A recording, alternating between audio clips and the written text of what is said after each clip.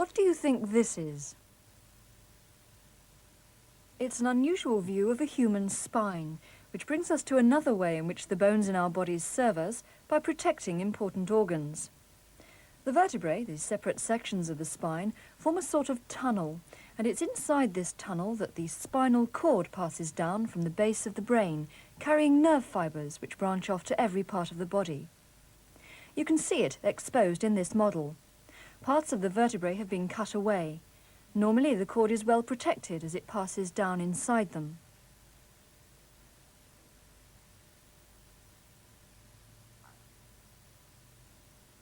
But if we misuse our spines, nerves can still be damaged, especially at the base of the spine and here at the neck. These yellow projections on the model represent nerves. They can be trapped, pinched if you like, if damage occurs to the discs between the vertebrae. If you pick up a heavy weight the wrong way, a disc can be damaged. You mustn't bend your back like this. If you do, when you start to lift, the discs get more compressed at one side than the other, like this. You'll remember that they're hollow and contain a fluid. This sort of uneven pressure can cause a disc to burst, so that this happens. The damaged portion can trap a nerve against the bone, causing the intense pain of what's called a slipped disc. It's the discs down here, in what's called the lumbar region in the lower back, that are particularly likely to cause trouble, trapping nerves such as this one if they rupture.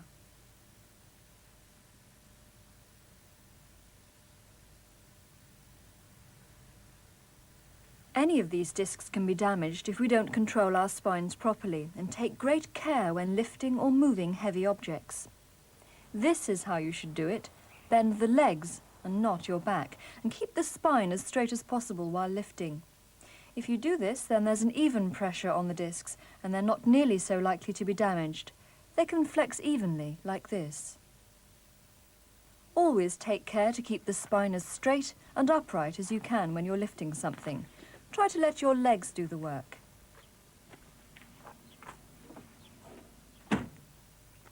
Another wrong way to do something. Pushing like this could also damage a disc. Do it like this, keeping the back straight. It's also easier this way. An X-ray picture of the spine. And can you see another, smaller spine here? This is a pregnant woman, and her baby's nearly ready to be born. There's the baby's skull, and her womb has the pelvic girdle around it, another part of the skeleton which protects important organs as well as acting as a support. Here it is. This one's a male skeleton, and you can see how the pelvic bones form a sort of protective cage. The ribs form another protective cage in the chest.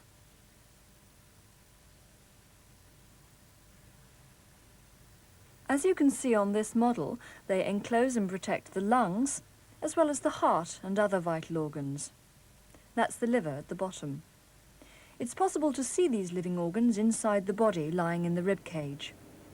This is an X-ray body scanner which beams X-rays through the body from different angles. A computer is programmed to construct pictures of different cross-sections of the body from the amount of X radiation detected passing through at the different angles. There's the spine seen in an ordinary X-ray. The ribs, and the pelvis. Now let's look at a cross-section of the body at the level of this dotted line, through the upper abdomen.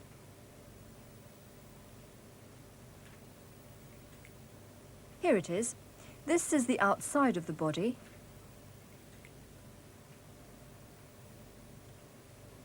Here are portions of the ribs. the spine seen in cross-section, and the liver and other organs lying inside the rib cage.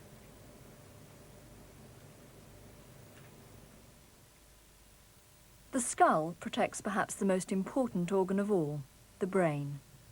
Our brains are our control centres, the organs which make us the most intelligent of all the animals. The brain must be well protected against damage.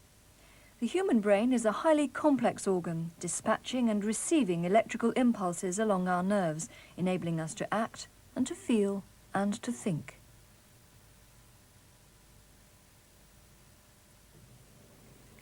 This picture, produced by nuclear magnetic resonance, using radio waves, not X-rays, shows the brain inside the skull case. In fact, there's a fluid surrounding the brain inside the skull, which acts as a very efficient shock absorber. Suppose this jar is the skull and an egg the brain inside.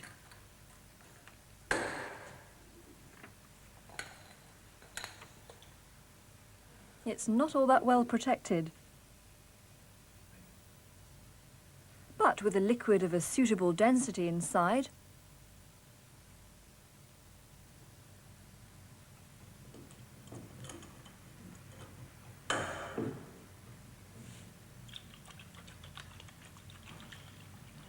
like the brain in its fluid inside the skull, it's much better protected.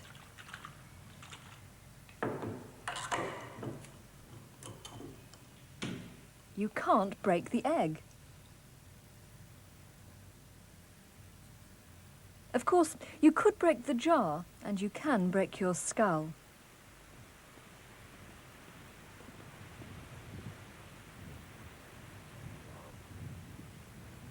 That's why she's wearing a protective riding hat, and not just when jumping, but whenever she's riding.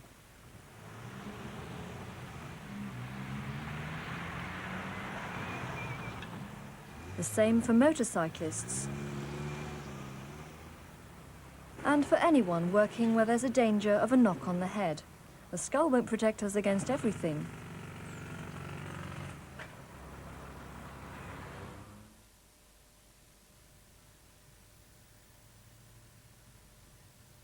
When you look at a prepared skeleton, such as this one, the bones look dead, because they are dead, and it's hard to believe that our bones are actually living organs, but they are.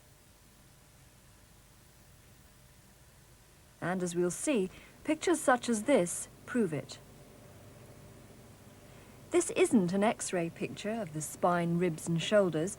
It's made by radiation coming from the blood supply within the bones. It's obtained like this. A syringe is filled with a solution of a weakly radioactive isotope. Its radioactivity will only last for an hour or two.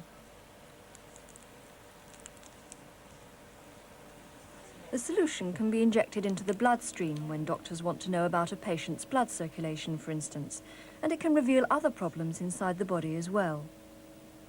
As the isotope circulates in the bloodstream, the weak radiation it gives off can be detected using a special sort of camera.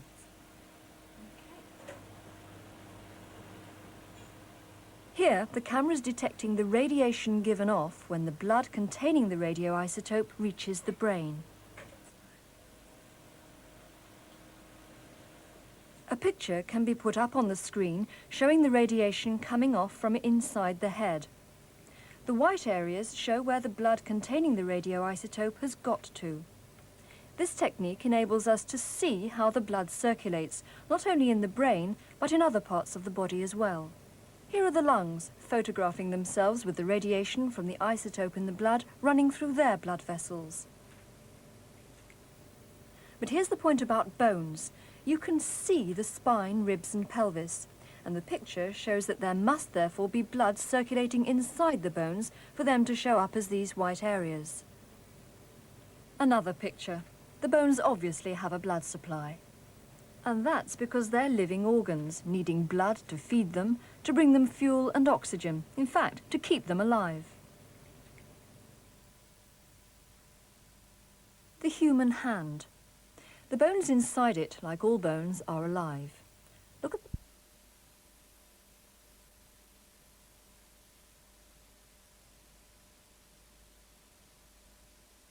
to the interior of the bone.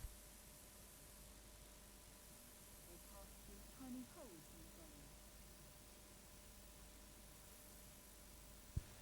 Inside the bones, there's bone marrow, which actually manufactures important constituents of the blood, which pass into the blood as it goes through. And there has to be a good blood supply to bring to all the living cells the materials they need and carry away waste products. Bones have a definite structure. This is a dead rib. It's hard and springy.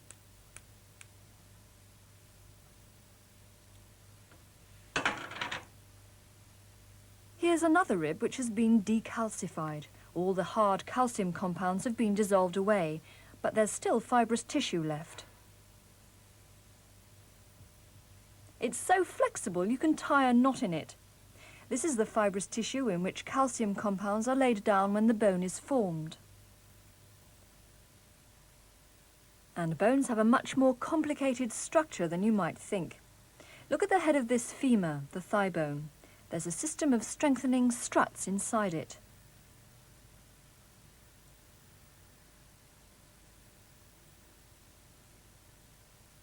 And look inside this section of bone. In the living bone, the tissues which manufacture components for the blood lie between these thin, lacy columns. So you see, bones are much more complex living organs than they might appear.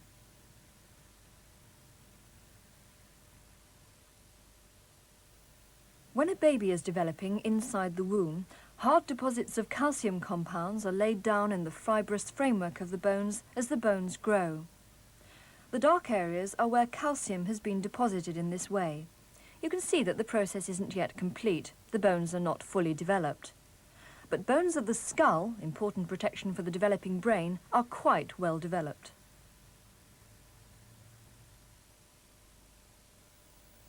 Broken bones in the leg. Because bones are living organs, they can repair themselves after they've been fractured, even as badly as this. Sometime later, they've grown together again, but this can only happen if the broken bones are carefully lined up with each other, then immobilized. The correct first aid is very important. If she thinks she's broken her wrist, she must avoid putting any pressure on it and support it as well as she can until she can get help.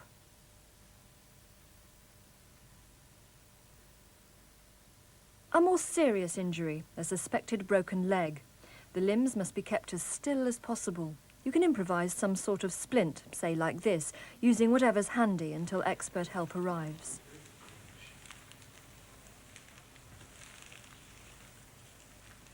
In hospital, wetted plaster of Paris bandages are wrapped around the broken limb. When they're dry, the plaster will support the bones inside her leg, keeping them still while healing takes place.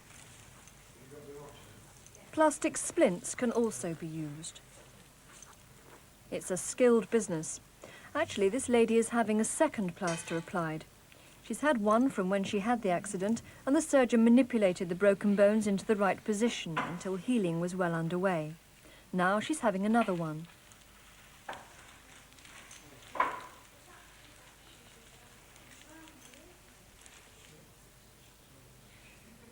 In a few weeks' time, this plaster will be taken off and she'll soon be able to use her leg again.